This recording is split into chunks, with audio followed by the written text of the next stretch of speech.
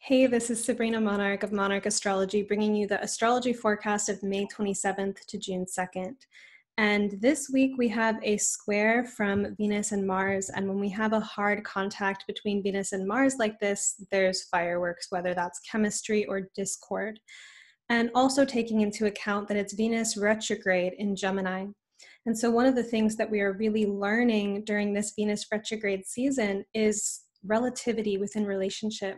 The way that we are all these unique centers of consciousness that are interpreting reality through our own filters and lens, through our own history, through our own psychology, through our own karmic patternings, through our own early life conditioning. So we may be observing the same objective matrix of reality, but we're having vastly different experiences as we interface with it from different locations. So Venus in Gemini retrograde is helping us work our capacity for intellectual empathy. And having intellectual empathy for other people allows us to build bridges of connection. So the image that was coming to mind for this week's forecast and the title of it, of Bridges in the Sky and Bridges Yet to Meet, I'm thinking of the way that we build bridges across our consciousness, that we share mind-heart bridges, and also the ways that sometimes there is conflict and we just don't see eye to eye.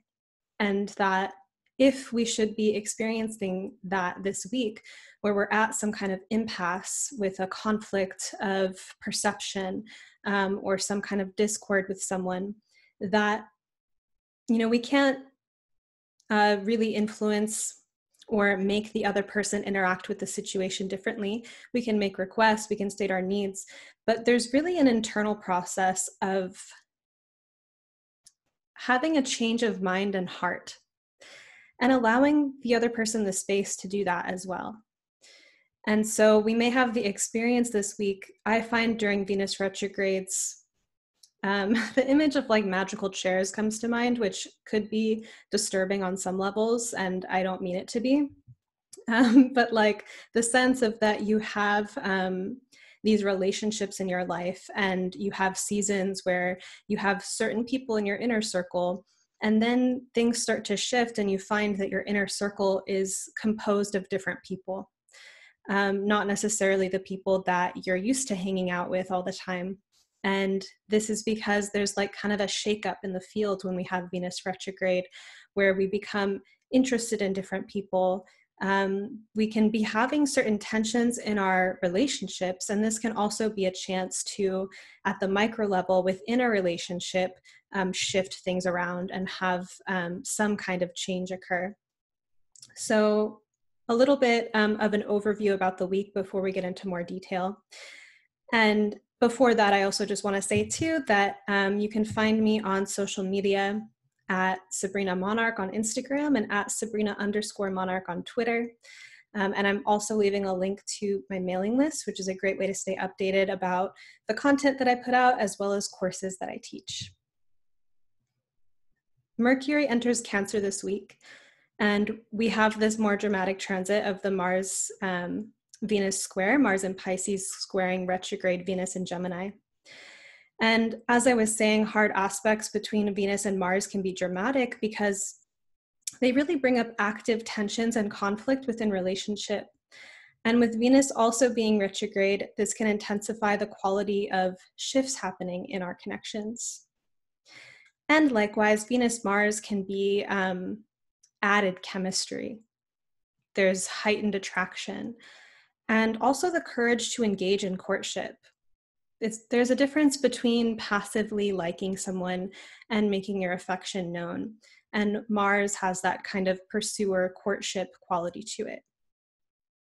If we place this dynamic with Venus in Gemini and Mars in Pisces, we're looking at conflict and chemistry around perspective and point of view, that Venus Gemini side, and fantasy, Mars in Pisces. In one of its worst expressions, this transit could be like gaslighting and asserting that another person's experience is all in their head. To some extent, fantasy is running high at the moment, and we may have distorted perspectives. This is true. If our relationships are collaborative, however, instead of competitive, we may actually work to come to a place of mutual understanding. If we accomplish this, it is likely that both or all parties involved can be transformed in mind and heart. If we are open to our assumptions not being correct, and open to being surprised by people, and open to allowing another person to actually reveal themselves and not have them just fit our projections, our relations may take on a beautiful and nearly exalted quality at this time. If our relationships are running on a competitive level, the Venus-Mars alignment could manifest as arguments about whose perspective is true. If one party manages to dominate the other, or one party just acquiesces and gives up, it can create a rupture in the connection at this time, like the bridges that are not meeting. It does not mean it cannot be repaired, but it can signal an underworld journey where the sense of connection goes under, perhaps to return and even deepen later if there's a change of heart. There's an intimacy to repair, not necessarily just always being in a place of harmony, but what happens when there's a rupture and then a repair of some kind. Relationships can open up some of our deepest soul work, and not all peacemaking or harmonizing, which is more of Venus's agenda, can happen because of just one conversation.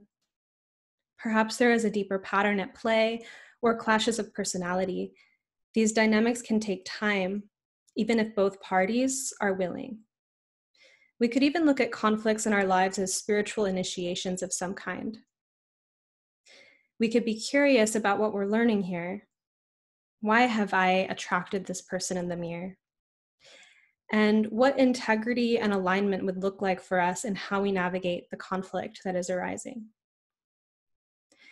One of the lessons of Venus retrograde is learning more about how to source love from within. It is Venus's shadow side to overgive as a way to get, or to be over-focused on the other, as opposed to taking care of one's own rhythms and needs. When we truly practice self-love and self-care, it has a way of restoring harmony to our relationships. And I'm going to pull up my slides.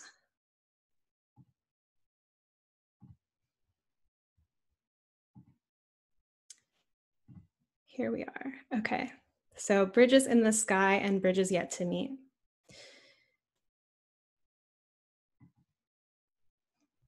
And before we get into these transits in more detail, I want to announce a few things. I have a Kickstarter coming in June of this year, and I'm really excited about it. June is going to be the 6th year, the beginning of the 6th year of my weekly astrology content creation. And in 2019, I also added in my podcast, Magic of the Spheres. And I'm going to be asking for your help to crowdfund the year ahead. And what's really exciting about this campaign to me is that everyone who donates or pledges is going to receive something in return, whether that's an astrology reading or tuition to one of my courses. So if you've been enjoying my content and following these forecasts and you love the podcast, you can pledge your support, but also get an astrology reading out of it. I know that a lot of you really resonate with my writing, and I would love to direct my astrological interpretations towards your chart and offer you something of value in that way. So I will be announcing more about it. I would love for you to consider me like public radio, and public radio is funded by its listeners. And I truly need your support as a community to thrive. So please help me make this Kickstarter a success. And one of the things that I am offering for my Kickstarter is this new course that I'm creating called Online Presence as Performance Art, which is how to cultivate an aligned magical brand, a personal brand, and to have an impact in the world. So why do I take pictures of myself like this? Literally for fun, for the spectacle. I really enjoy magic. Magic is my favorite thing. It is one of my highest values in this life. And so I tend to take pictures that are kind of more magical in essence, or have like a crystal like over the camera lens or something, so that there's this like dreamy aspect to it, because in a sense that is how I see myself. I live this magical life, and I create content designed to help other people live a magical life. And so fully embodying my values and broadcasting it over the internet is something that I consider, in a sense, performance art. And perform literally means to carry out or to entertain as though to an audience. So if you have something that you want to bring into the world, I know so many of you have these visionary qualities, or you are a healing professional and you want nothing more than to bring this out into the world and to be successful at it. And one of the ways to be successful, being yourself as your career, is to have a really positive and healthy relationship with having a personal brand. Now, if you cringe at the word personal brand, it's probably because you've picked up a lot of conditioning that somehow you're selling yourself, or that that being in business means that you're dishonest, or whatever it is. Like, we all have these hangups and blocks. Maybe it's that you're afraid of what people will think. So this course is going to be like an introduction into some more magical and fun ways of thinking about being online. I love the internet. I have been interacting with online spaces since I was 11. So I'm really happy to guide you through this journey. And we're also going to talk about some of the psychological inner processes of having a public life. If you are aware of like the houses in astrology, the 4th house and the 10th house are naturally opposite each other. So the 10th house relates to your public life and who you are in the world. And the 4th house is your inner home. It's your literal home. It's the ground of which your roots can go into. And so if you want to be successful in the world, you have to be primed emotionally for that. So this is not just a course about how to do it in like a kind of logistical strategy way, though I do have a lot of insight about that. It's about how to be emotionally and spiritually aligned with the process of being online. So this course is very I'm super excited about it. And it seems like you guys are too, from what I've heard about it. And it's going to be one of the rewards for this Kickstarter. So if you're not already on my mailing list, I'm going to leave the link in the notes. And this would be one of the best ways to stay in the know about my Kickstarter and the different rewards that you can get. And last announcement before we get into the week, I did a podcast interview with Teo Montoya of Human Design Readings. I'm sure some of you, a good number of you, know about human design, and some of you probably have never even heard of it. And it's a channeled system that involves astrology and the I Ching and the chakras. It's a very complex and interesting system, and it's new. It was channeled, I believe, in 1992, so it's as old as me. And if you haven't looked up your aura type before, so like what's your human design type, then you can go to jovianarchive.com and find out. I'll leave the link in the notes. And then listen to this episode and learn a little bit more about it, and maybe go down a research rabbit hole to learn more about human design after this, if it intrigues you. And Teo is also a great reader, so he would be a good person to reach out to if you have questions or want to learn more. Okay, here's our week. On May 28th, Mercury enters Cancer at 11:09 a.m. Pacific. And I chose this image because we're looking at, this is based on the work of Masaru Emoto, the way that water crystals look different under a microscope depending on the energy that has been put into them with our word. And being that we are made of water so predominantly, there's a great effect that it has on our bodies, on our consciousness, on our very beings, when we speak tenderly and beautifully to ourselves and to others. Mercury I associate with the mind and the nervous system. Well, it's not just me who associates it, but Mercury is associated with those things. And Cancer is like a big hug, it's an embrace. And so how can we do things that are like a hug or an embrace to the nervous system right now? On a more practical level, we do have a retrograde coming up. And actually, no, fuck that. It is practical to be loving. It is practical to be kind to ourselves. I take that back. It is like actually like foundational to thriving in life. Anyway, Mercury leaves its home sign of Gemini and enters water sign Cancer, where it will later station retrograde on June 17. And at the practical level, this is also a time to make space for simple maintenance tasks that you already know need tending to. I use an example of like an oil change because I swear it's usually in the time period just leading up to a Mercury retrograde that the oil light goes off in my car. And I know from experience that that particular errand tends to be much more efficient before Mercury stations retrograde than if I put it off to the actual retrograde. So little things like that that are simple to do now, go ahead and do them so that you don't have to do them later when Mercury stationed retrograde. Now, I'm not a Mercury retrograde hater here, and I'm not going to spread negativity about it. In fact, I'm born underneath one, and I feel pretty connected to its energy, and I think that they can be very magical time periods.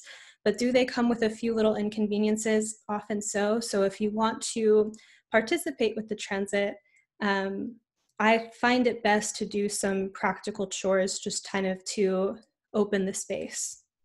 In a better way. Kind of like I have Jupiter in Virgo and I like to clean and take care of like loose ends in my life as much as possible before I travel.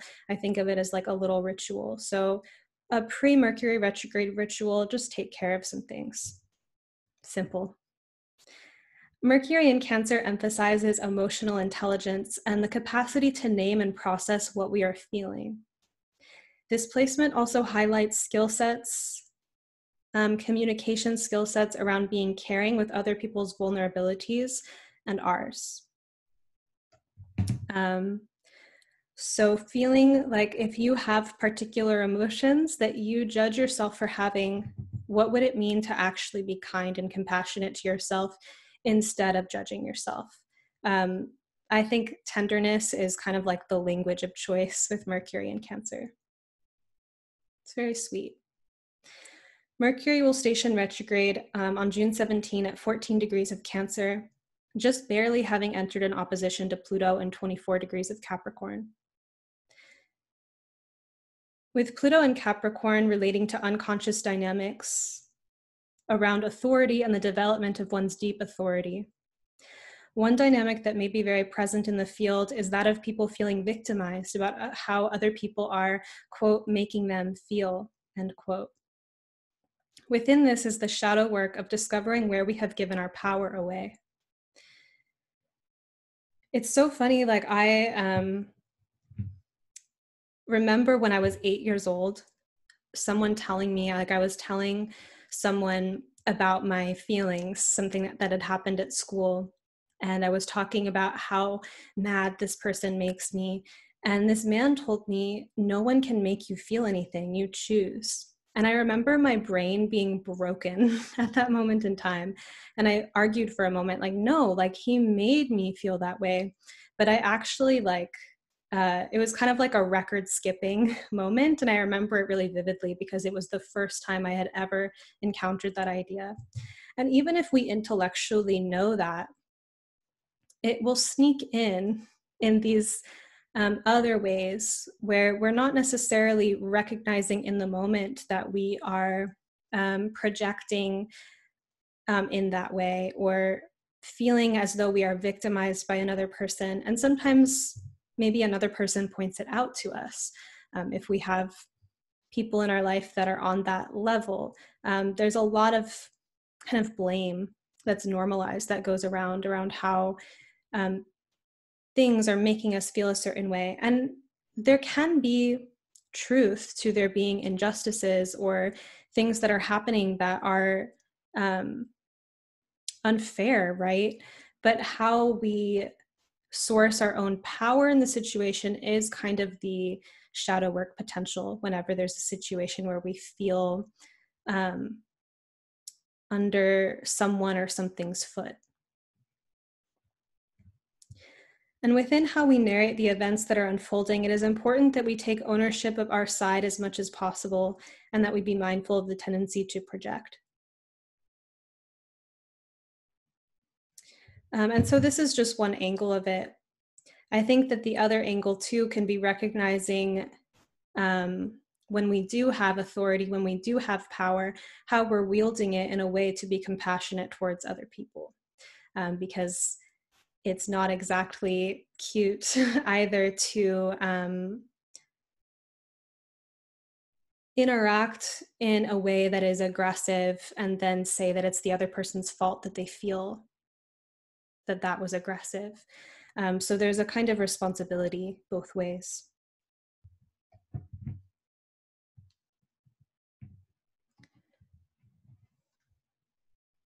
And understanding how we are feeling is a crucial step in taking care of ourselves at deeper levels. The things that we have not allowed ourselves to feel, that we feel is too much, too difficult, too distracting, have ways of showing up through sideways channels. The more that we can be with ourselves and to feel things more fully, the more our emotions can move and stagnant situations can transform. Take note that there are already heavy influences in the sky, like Pluto and Jupiter in Capricorn, that much more prefer to be in control, to compartmentalize any messy emotion, to be composed. So actually feeling certain things that are personally taboo for us to feel may be somewhat of what the messenger wants to accomplish, Mercury the messenger, when in the sign of Cancer. And it can feel uncomfortable or profoundly relieving. Either way, I think one of the biggest messages of Mercury and Cancer is that it's okay to feel. And especially that it's okay to feel emotions that you historically have a little bit more trouble embodying. And maybe do you have support in your community through people that you work with? Do you have a container to help you feel those things?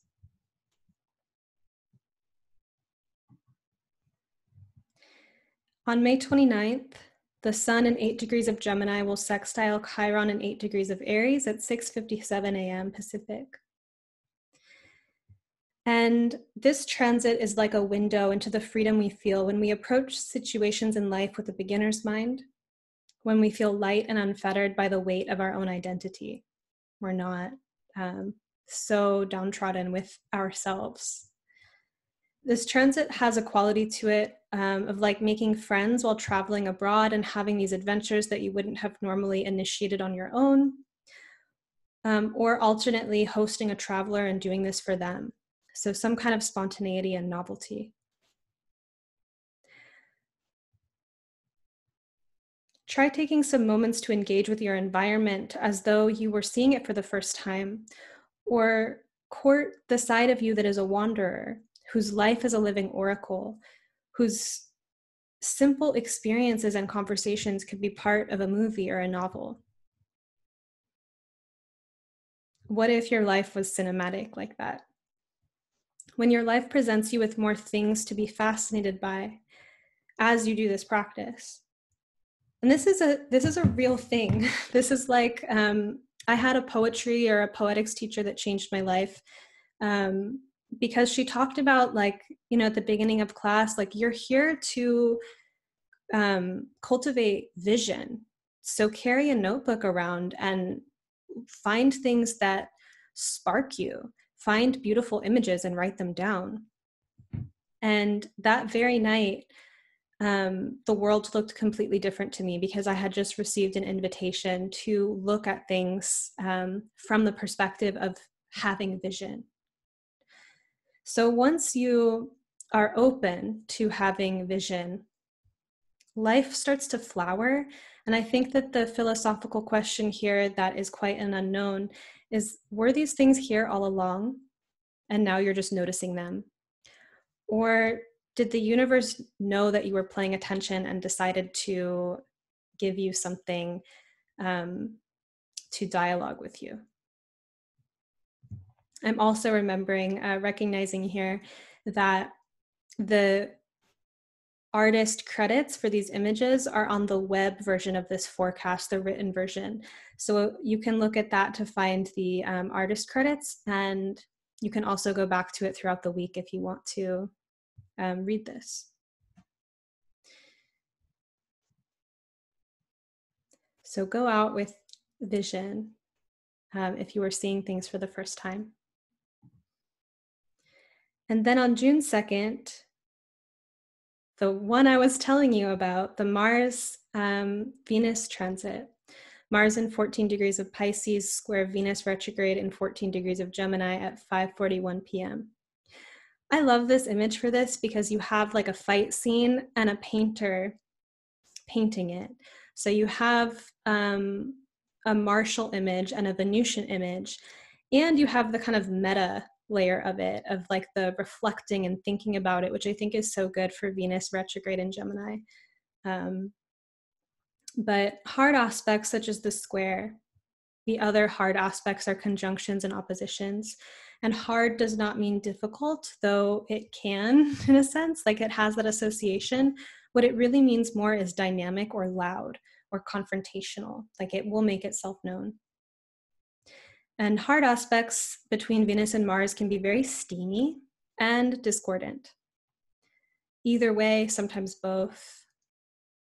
Mars conjunct Ceres, or Mars is conjunct Ceres, which is an asteroid that relates to underworld journeying and the myth of Demeter, Persephone, and Hades. And even, just to presence that, it's not just a Mars-Venus square. It's Mars conjunct this triple myth asteroid that relates to like being on the above world and then suddenly being swallowed up by hell, and then making a residence in hell, and then spending a double life after that, where Persephone is queen of the underworld, and then she also comes back up to the above world. So we all have these experiences of feeling taken under or plunged under. Sometimes it's, an experience sets it off, or our reaction to an experience sets it off, where we feel like we just can't get out above the water, so when we're in a grief space or something like that. And I find that very interesting with Mars and Pisces having this kind of forceful fantasy element to it. And then Ceres conjunct that of kind of like being taken under into our fantasies. As someone with a lot of planets in Pisces myself, I do know the experience, and maybe you know it too, of having a really compelling fantasy and you just are kind of like drawn into it. And it's not what's actually happening. It's a distorted perception of it. And it's tricky because Pisces is also a mystic who's seeing beyond the veil and into the deep truth of things. But there's a fine edge between mysticism and delusion, which is actually one of the main reasons that people are afraid of mysticism and magic, is that they equate it with a fear that they will go insane. Or, what if they're delusional, God forbid. So having the capacity to have a magical life and to have vision and to figure out where that line is of what's real and what's fantasy is crucial. So that's a dynamic that I think is really playing into this Venus-Mars square. And we'll come back to that. Venus retrograde in Gemini can be currently related to relationship dynamics where the same objective situation, we're not even going to deconstruct that, but we'll just say objective situation is interpreted differently by each party involved. While this is always the case, of course, at the moment, these interpretations may be wildly different tales from one another. Mars in Pisces brings a forcefulness of fantasy, such that our own narrative tint at any given moment might feel especially compelling and others theirs. So, this dynamic does not bode well for conversations within intimate relationships that are geared toward parceling out which perspective is right or true. Even if one party manages to win, it is not likely to support trust and connection if there is a win-lose result.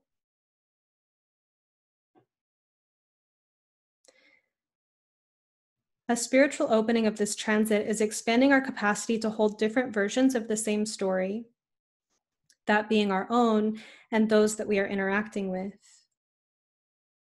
and come to a place of dynamic collaboration when possible and desired. We may need to be willing to adjust our story when new information appears. We may feel pleased and understood when others do the same for us. Like, it is almost a feeling of redemption to be understood. Something that builds a bridge in connection right now is clearing up misunderstandings, because they happen, and then forgiving the image or the fantasy that we created about the other person if we did cast them in a role that they are actually innocent of. You know, that kind of like feeling if you go deep into a fantasy assumption of someone and then you realize, oh, it's not actually that, but it still holds this kind of tint. It's the process of letting that go, if needed. Sometimes those are also a call for space of some kind. We can feel pulled under, series, to difficult places emotionally when we are seeking to build bridges of connection with people who, for whatever reason, do not want to or cannot entertain our point of view.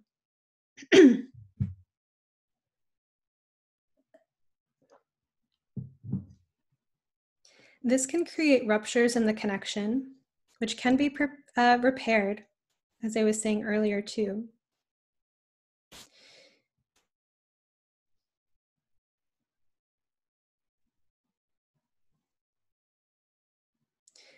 They can be repaired if the parties are willing.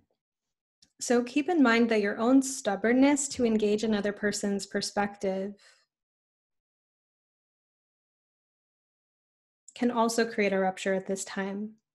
And it may do you good to seek empathy and understanding, which is not the same as taking ownership that another person's claims, such as if you're being blamed for something, are necessarily true. In this example, it's just true that they at least feel that way. There's such an ego assault that happens when we're playing a blame game with people, where it really puts people's defenses up. One of the most ways to get the ego to react and get inflamed is a false accusation. No one likes to be blamed. And so if blame is happening and the other person is like, that's not true, but the other person really feels that, and they're in that kind of Piscean place about it, then there's quite a conflict there. So how do we have these difficult conflict situations and somehow find a way to collaborate and navigate these very differing perspectives? You know, Mars and Venus, they're complementary archetypes, but they are doing different things. Mars is here for freedom and to win, and Mars likes to overcome obstacles, and Venus wants to create connection. And when they clash, and I keep saying this, winning is not the same as loving, and winning can happen at the cost of love. So what is a way to collaboratively win for whatever worth that has this week? And that doesn't mean that there can't be fire, that there can't be conflict. Mars Venus is steamy, and there is like a chemistry that happens when there's that kind of clash. So it's not that these things don't have to be talked about. It's just the intent going into it of, do you want to consume and destroy another person in order to be safe in your own ego? Or are you willing to have a partial ego death to understand another person?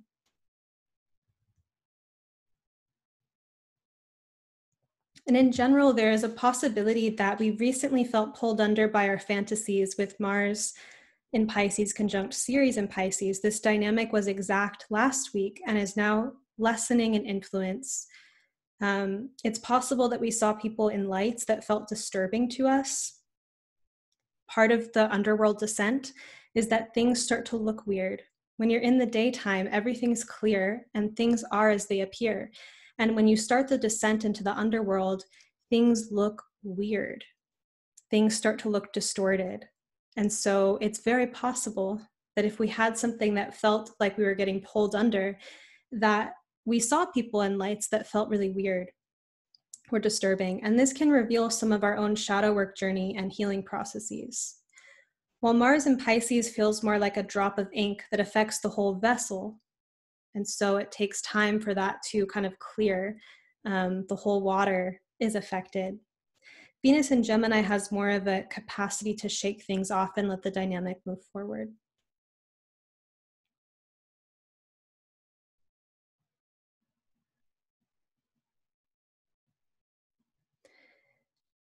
And I just want to name too that it's not necessarily like the way that things look could be disturbing when we're getting pulled under, if that's a dynamic that we're experiencing.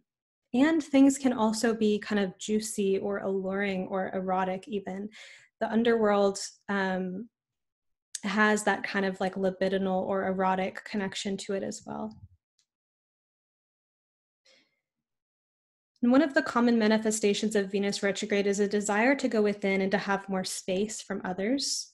And sometimes the cue of this internal rhythm that the tide for more solitude is coming is that we feel more irritable or we feel discordant because we are starting to itch for that space. If this is coming up for you, you might just want to take care of yourself and take the space that you need. And where it feels appropriate, assure people in your life that you love them and that you'll be back.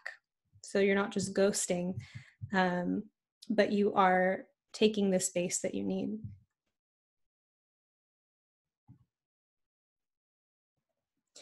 And on the steamier side of this transit, as I keep alluding to, because Mars-Venus transits can be hot, we've already discussed the discord.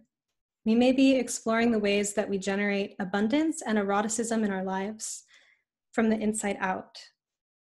That simply by cultivating a more erotic perception or taking the time to tune into what really turns us on, life seems to reflect us by flowering with more circumstances and images that compel us. You know, we talk about a gratitude practice, and gratitude is great.